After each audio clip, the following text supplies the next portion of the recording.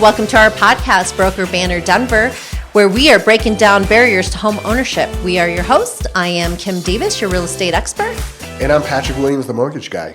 We're hoping to inform and educate when it comes to real estate and home financing in the Denver market here. So that's what we're doing, and we hope that you find this podcast valuable.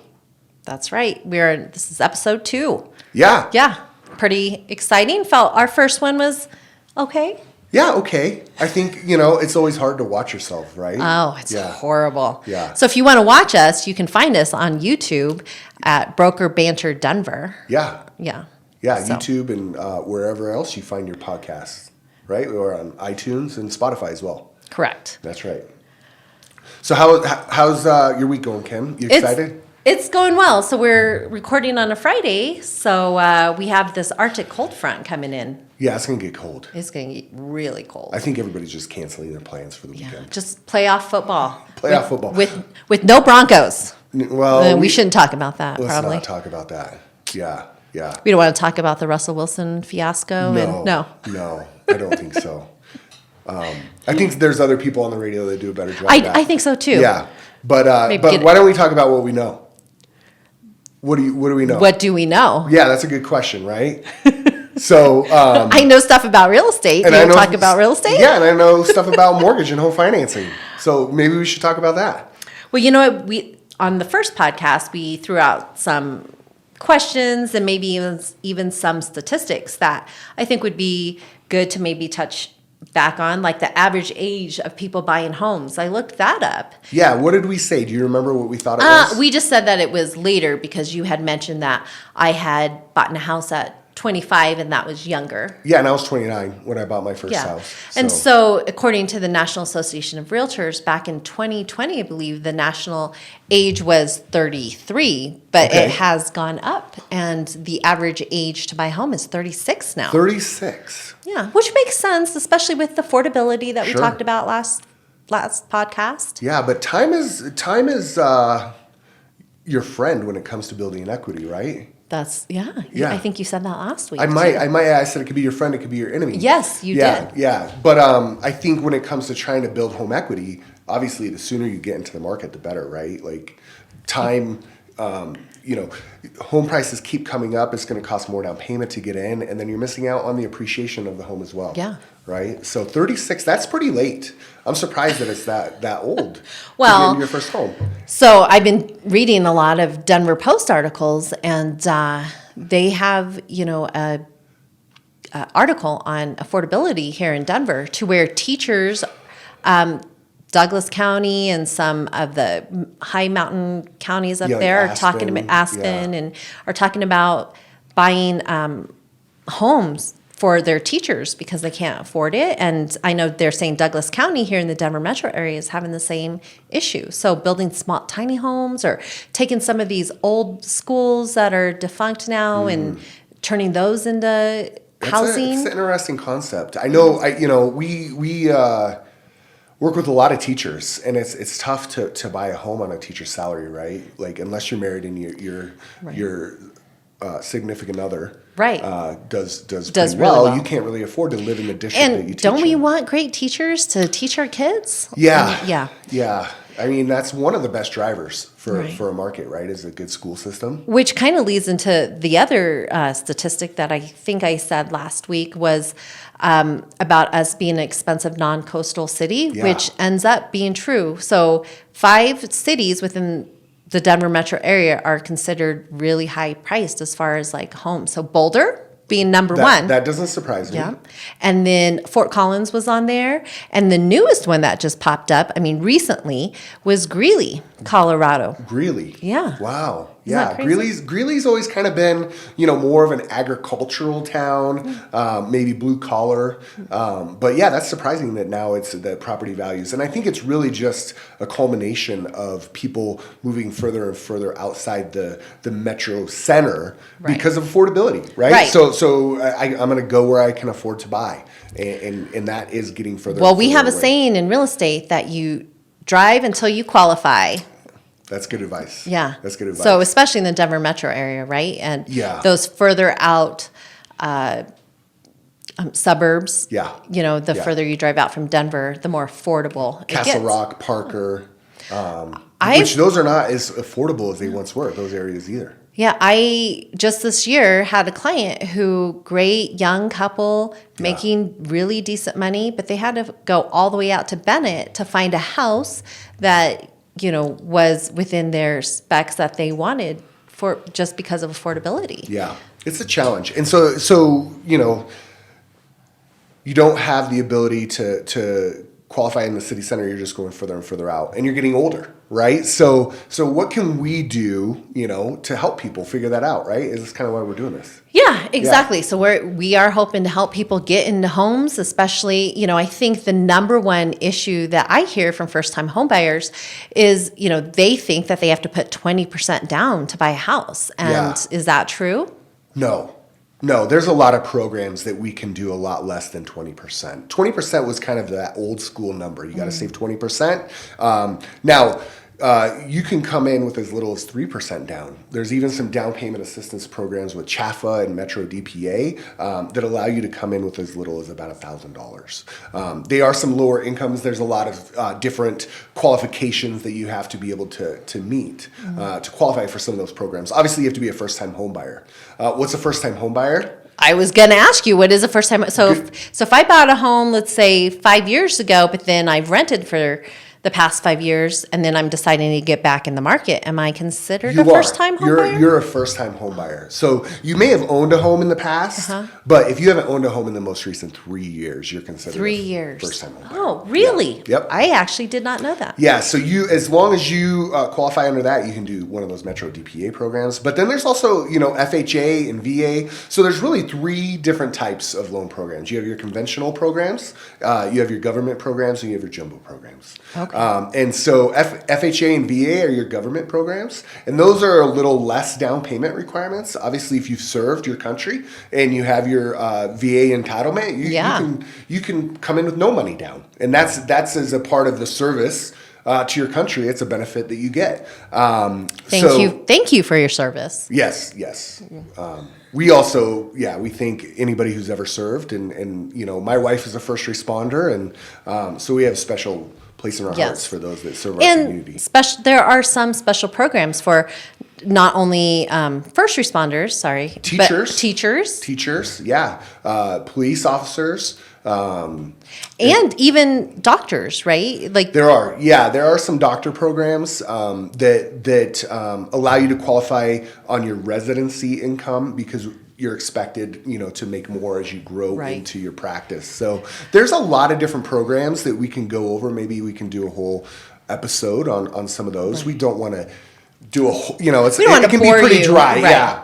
Yeah. I guess what we were trying to say is that if you think that you needed 20% down to buy a house, you really don't. There's so many programs, and as Patrick said, as low as $1,000 in some cases to get into a house. Yeah. Now you are going to need a very educated mortgage banker or lender, and also probably a pretty experienced real estate broker too, I would say. Well, I think even if you're not going CHAFA, right, that helps, right? You got to have some people on your side. I heard something that the average person does 3 to 4 real estate transactions in their life, right? You do that first time home, you do the move up, and then you trim down as you become an empty nester, right? That's the average. Right. So how many transactions do you and I do, right? We do multiple in a month. Yeah. And so it's a very complicated transaction, and you need somebody who knows what they're doing, who's done it a lot, and can be your advocate. That's the word I was looking for. You want someone who is educated to help guide you in the home It's a complicated buying process. It is. It's a very complicated process. And I think that sometimes you and I, since we're in it so much, we not forget, but, it's more complicated, I think, than for an average person who only buys and sells 3-4 times in their life versus us who do it multiple times a month. Multiple times. Yeah, it is. It's a very complicated process. And I think what we've decided too, we talked a little bit, coming into the podcast, was we do realize that there's some kind of insider jargon that we use. And so what we're going to do is we're going to really try to call each other out and say, I think last time we talked about Inventory. What is inventory? What is inventory? Yeah. That's what we're going to try to do. When we use one of those maybe insider terms, DTI, right? What's DTI? We're going to call each other out. Right. DTI is Debt to income ratio. Let's not just throw these out there and not tell. But speaking try of, to make it simple, right? Like Right. make sure that we're not just using insider jargon. Right. So speaking of inventory, inventory is basically what's active on the market, active homes for sale on the market. And so we touched a little bit on inventory last week, but we wanted to give you guys just kind of the 2023, what happened in 2023 in the Denver metro area, so that you guys could kind of have an idea of what's going on here, last year, and then what we are. Yeah, we touched on 2024 a little bit, right? Like we kind of talked about what we anticipate seeing. We see really, low inventory, which is what is considered a low inventory environment. Well, so they say a market that has 10,000 homes in the Denver metro area is about a 6-month market. And so that is what, A 6-month market. A 6-month market Meaning for 10,000 homes. Like if you have 10,000 active homes for sale, about 6 months of inventory in the Denver metro area. So we are currently around 4,500. Of course, that number fluctuates every month as people put houses on the market and things Kind of get a under rolling contract. average. Right. So we, back when COVID was happening and everything was, selling crazy fast for hundreds of $1,000s over asking price, we were sitting around 1,500 homes on the market.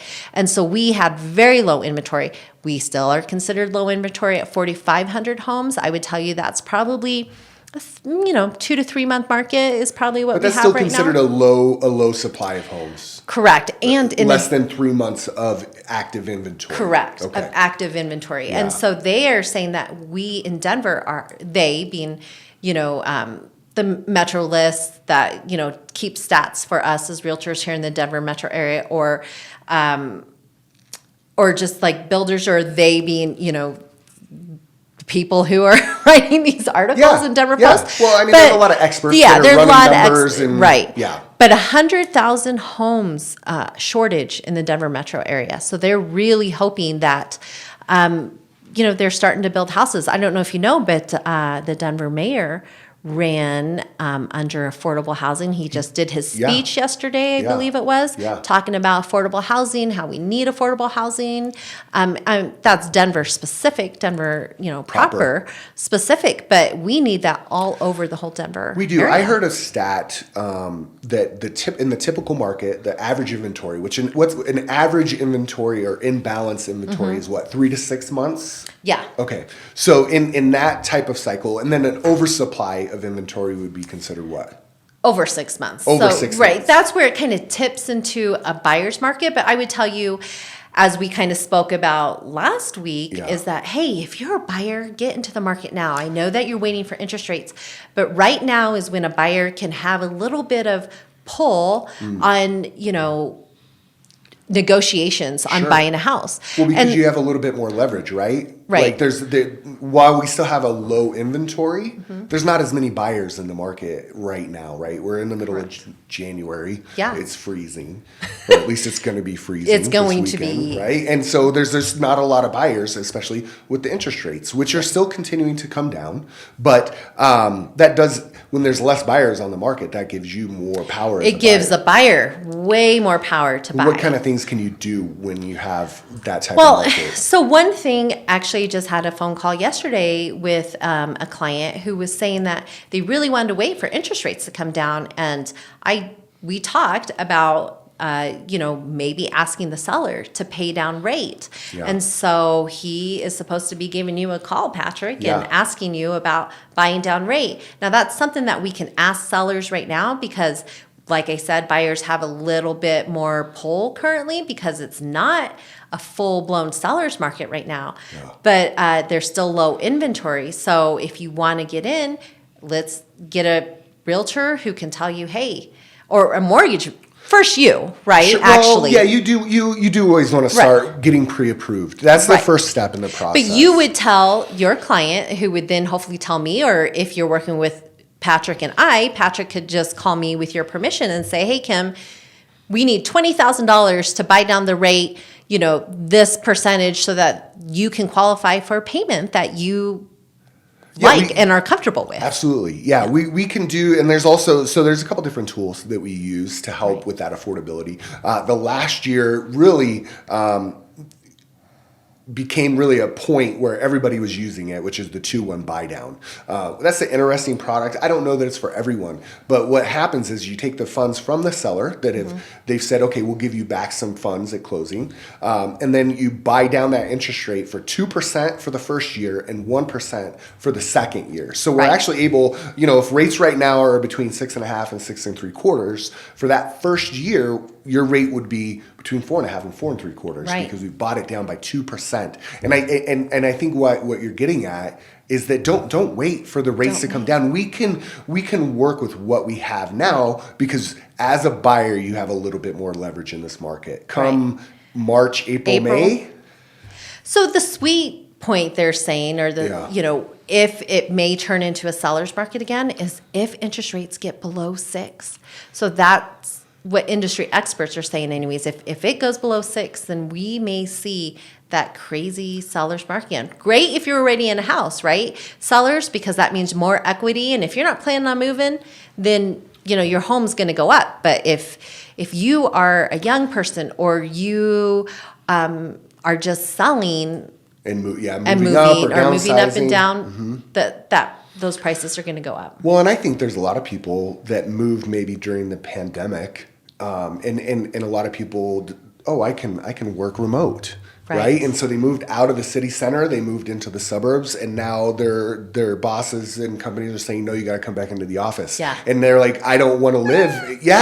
Like I don't like commuting, right? 45 minutes each way every day. So I think there's a lot of people who maybe feel like they're like have a golden handcuff in the house that they're at right now. They don't want to get out of it. And I think if rates do start to come down, that might help more market activity where people are buying and selling and doing that. So it's going to be an interesting year. But I know we've talked a lot about kind of what we think 2024 is. You put together a lot of stats on 2023. I did. And I think we've only touched on them a little bit. Yeah, I don't think we really. So to kind of thank you for getting us back there. But so 2023, I'll just do this really quick. But the average price for a single family detached home, so that means a home that is by itself. It's not a townhouse or a condo, but the average price in the Denver metro area was, for last year, $764,977. That's the average sold price. That was the average sold price. Over $700,000. Yes. Wow. I know. I didn't realize it was that high. Yeah. And the average price for an attached home, so that would be condos, townhomes, in the Denver metro area, once again, $477,985. Wow. Okay. Yeah. So close to $500,000 even for a townhouse or a condo. For a townhouse or a condo. Okay. So just, once again, we've lived in Denver for a long time. To put that in perspective, our first house that my husband and I bought in 2002, we spent $248,000. I think I said that last podcast I think you did. too. Yeah. So and I was in the 200s as well when we bought our first home in 2009. So it is a challenge. Of course, at 8% interest for me, and you were 6. Once again, we spoke about that in our first podcast. If you didn't hear it, go back and listen. Affordability is an issue. Yes. And when you get those prices that are so high like that, and then you get them in conjunction with the higher interest rates that we've seen over the last year, it just makes things really tough for people to be able to get in. But I think the point that we're trying to make is, don't wait, right? Right. Don't wait. Yeah. It's utilize the leverage that you have in the market now if you're a buyer. I think I would tell my children or people getting into their first houses, you may not get your dream house the first time, but getting into anything to build up some equity so that you can do that move up buy. And maybe instead of 3 or 4 homes in your lifetime, you might do 5 or 6. But that is, of course, better than renting and just throwing your money away. You're paying down your mortgage. So not only are you building equity, right, through appreciation of the value of the home that you bought, but you're also paying down your mortgage. Yeah. Every payment that you make, while in the beginning it's not a lot. There's an amortization schedule that comes along with it. It'll show Boring. amortization schedule is boring. Not all the mortgage stuff is super exciting. I'm sorry. I'm talking about the amortization no, it is boring. schedule. It is boring. But like, each one of those payments that you make does actually pay down that principal balance, right? To whereas rent, you're paying somebody else's principal balance down. Yes. Yeah. So. And as someone who owns rentals, I like that, they're paying down my mortgage and giving me equity. I'm sure you do. But not everybody is in a position to own rental properties. If you are and you want to find one, I would say give Kim a call. Yeah. Yes. Yeah. Give me a call if you'd like to get into a rental property or buy a rental property and become a landlord, because that's how you build wealth too. I mean, real estate is also just not for first-time homebuyers. It is a great way to build wealth. It is. Yeah, we could talk about that in another podcast. We've got all kinds of ideas, and I think the other thing that we would like to do is maybe kind of hear from you guys, right? Like what kind of topics, what questions do our listeners have? And things that we can talk about. So if you have any suggestions, please, put it in the comments or shoot us an email. Our contact info is on the website there, and you can always just contact us and let us know what kind of questions that you would like us to answer. Yeah, and so then once you're in your house, then you can complain about how you can't watch the playoff games unless you buy it on Peacock. That's true. I've heard this. Now, it's the Miami Kansas City game? Is that right? Is it? I think that's the one. And it's only just the on one game. Just that one game. Huh. But it's only on the Peacock streaming service. Can we watch Detroit LA? Because that's the game, right? You got the two quarterbacks, right? Matthew Stafford. It's an interesting story. Because they traded for each other. LA went and won a championship, and now Detroit looks to be the team. I think they look pretty good this year. All of a sudden, we think we're the fan. We are definitely not the fan. No, we are definitely not the fan. I know. I played a little football, but never to that I've never level. played football, ever. Ever? Well, not even like on Thanksgiving Day, with the family or anything. No. We've played a couple Thanksgiving Day games. Oh, well. My brother-in-law took my daughter out last year. Oh my gosh. Yeah. I guess I have played football. But not organized football. So there was one time my husband did what he called OLO, Old Lady Olympics, where he made us throw a football to see who could throw the football the furthest. It was me and four of my friends, I believe, and we had a competition. And so I thought it was for the best spiral, but it was for how far you can throw it, and I lost, even though I had the prettiest throw. So it's not always about the prettiest. So who won who had the longest? You say that, but yet we got rid of Tim Tebow, right? Because he threw ducks, and he didn't have that hit the beautiful broadside of the barn with. Come on. I was at that Pittsburgh game though when we won in overtime. That had to be one of the most exciting years of football when we made the playoffs. and every game was a nail biter. We were it was so 500. great. We barely squeaked into the playoffs. But it was fun. We're not even in the playoffs, so I don't know why we're talking playoff football. I mean, we could talk Nuggets and Avs, but they're a lot more fun to talk about than the Broncos. Yeah. Yeah. Do you think we're going to make it all the way, Nuggets? Oh, they're not. They haven't been doing playing that too great. I think that they're going to be fine. We believe in you. That's right. Yeah, but I think they're going to be fine. They just did mid-season kind of lull. I think. Right. Yeah. Well, and everyone's after them too. Yeah, every night you give your best to play the champions, the world champions, right? Yeah, so you get everybody's best. But. Yeah, so we're talking about 2023. Did we get into everything that you wanted to kind of touch on? I know there was a lot of stats here. The one thing I was really surprised was Greeley in Weld County, because that had always been really considered northern Colorado, not necessarily a part of the Denver metro. Which I was surprised because I kind of grew up out on the northeast side of the state, more blue collar, agricultural, and it was always kind of a separate part of than the Denver metro. And I know Fort Collins has been up there as like top 10 places to live for years in U.S. News and Report, right? They talk about 10 great cities to live in. And I know Fort Collins has always been up there. I guess. Looking at it as it's a college town, obviously, Colorado State, woohoo, go Rams. I was surprised that they were in the top 5 as far as non-coastal cities and how expensive or affordability. Fort Collins is a beautiful place. Beautiful. You got Horsetooth up there. You've got CSU. Yes. There's lots of mountain biking. Lots to do. Right. Yeah. Well, and then of course gorgeous. Boulder, CU, they were actually number one on the list for, high average price point of a non-coastal city. They were number one as Yeah. far as not being affordable. Right. They were one of the highest. Yes. They were the highest non-coastal city as far as affordability Correct. goes. Yeah. Yes. It has always been an expensive place to live. It has Yeah. always been. I actually just had a client out there, and I think I saw the average price point in Boulder, I think, was in the 800,000s. Wow. And that's including everything. That's including homes and Condos. condos. But the average But sold that's price. average Right. sold price. Okay. So Yeah, so you've got kind of those college towns, but Greeley, I mean, I guess the University of Northern Colorado is in Greeley, but I've always, Right. and I've always just kind of pictured it more of that blue collar agricultural, but it sounds like it's kind of, it's changing. It's flipping over to more, to a lot more technology and different things that are going on up there. And I feel like we should give a shout out. Go Buffs, go Bears. go Bears. Yeah, we actually Go have, Rams. we know a couple folks over I am at a UNC. Metro State alumni though, so go Road Arapahoe Runners. Community College, is that? Do they have a mascot? No, they don't. No, they Nothing wrong with ACC or Red Rocks No, Community of course College. not. You know, You know what? I went to Red Rocks before I went to Metro State, but I think it's smart. My son, he's a freshman in college this year. I did not know. I did know that, did but I know don't that. think you, as a Yeah. viewer, probably knew So that. I have a freshman in college, and he's living on campus, and that's what he wanted. But if he had decided to go to Arapahoe Community College or Red Rocks and live at home, I think that's Great, brilliant. Yeah. My daughter, I have two daughters.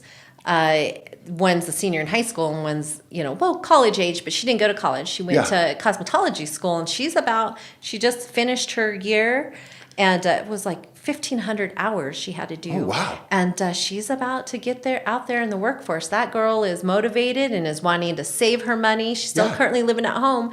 But, she has a realtor mom, so we've talked about savings and buying her house, and she knows that she probably has a year or two of saving, because we're doing forced savings where she pays rent, but we are going But you're to going to keep it for her? Keep it Does for she her. know that? She does know that. Oh, okay. I was like, So maybe we that shouldn't she let can her buy a listen to the house. podcast. And once again, I think that's what parents our age, who are having kids who may have to live at home a little bit longer to save up and be able to have that, not just down payment, right? Because we talked about down payment. There's way around down payment. Yeah, but mortgage insurance Right. is a great way to get around that down payment, Right. down payment assistance if you're a first time well, homeowner. what's mortgage insurance? Mortgage insurance? Good question, Kim. Yeah. I know what mortgage insurance is, but we're just making sure we don't talk too much Yeah. lingo without so explaining. the 20% down payment was the standard for a really long time. And I think that's why people think you need 20% Right, but down. you don't. With mortgage insurance, you can put as little as 3 to 5% down, 10, whatever, right? You can come in, but then you're required to pay a monthly mortgage insurance premium. And what that does is it's a monthly payment that's all tied in with your mortgage, and it insures the lender of your foreclosure.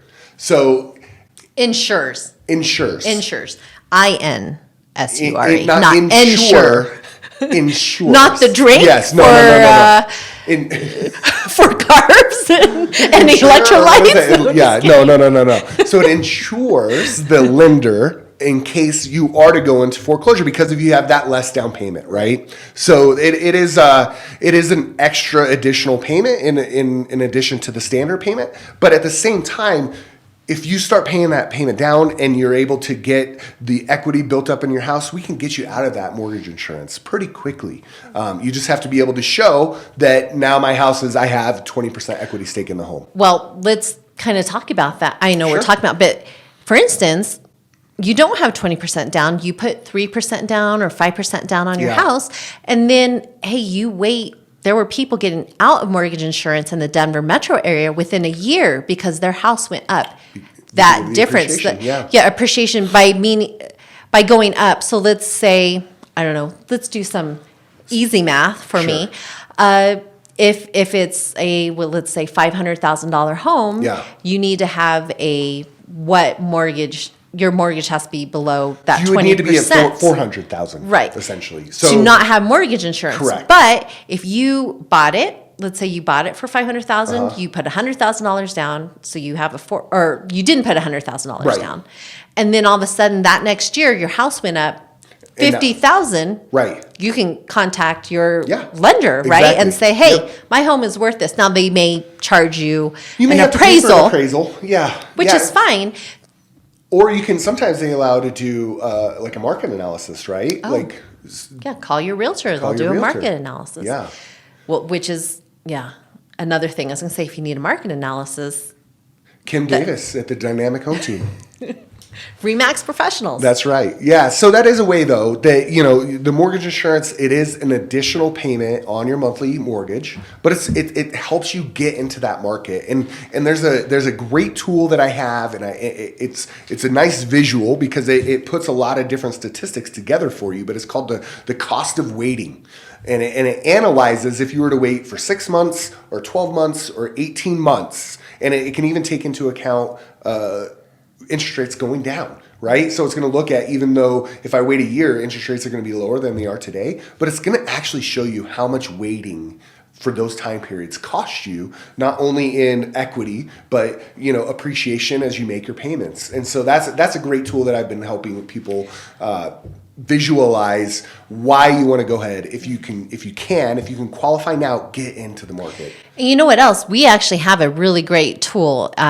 It's called that we provide for clients, right? That, hey, if you want to know, and it's more on an algorithm, but you want to know what your house is, we give you a monthly update on the value of your house. So if you already own and you don't want to bother a real estate agent, it's better than Zillow, so you don't have to manually go in there and look it up. It will be sent to your email box. Yeah, that's great. HomeBot's fantastic. HomeBot. Right? HomeBot, it shows the market that you're currently in, and then it lets you kind of dive a lot deeper into the equity position that you have in your home and the things that you can do with that. It equity. actually calculates your mortgage. Yeah. Your mortgage. Yeah, So you can input all of that information in there. It's fantastic. So if you're interested in that, of course, you can contact either one of us, and we can add you onto that system where you get a monthly email that it just automatically sends it. And then when you get serious and you really want to know, like, hey, is this value correct?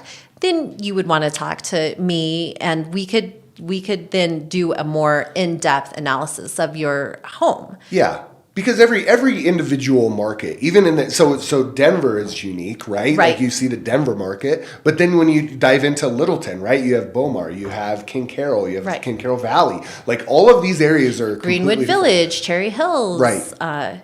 They're all different. Green Valley Ranch. Yeah, you know, let's hit all sections. Highlands Ranch, Lone Highlands Tree, Ranch, Centennial, right? Parker. Each one is different, and each neighborhood inside of those neighborhoods are different. Subdivisions within those.